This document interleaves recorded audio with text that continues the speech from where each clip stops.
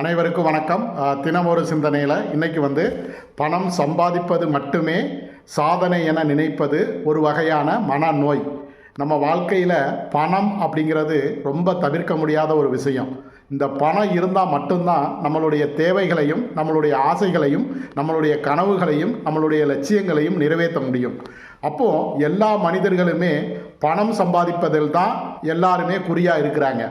ஆனால் அந்த பணம் சம்பாதிப்பது மட்டுமே நம்ம வாழ்க்கையினுடைய சாதனை அப்படின்னு சொல்ல முடியாது. ஏன்னா சாதனை அப்படிங்கிறது பணம் சம்பாதிப்பதில் கிடையாது.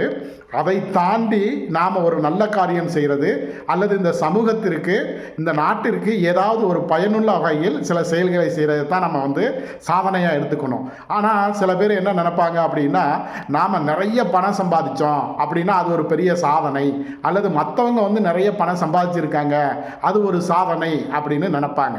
அந்த மாதிரி நினப்பு அப்படிங்கிறது ஒரு வகையான மனநோய்.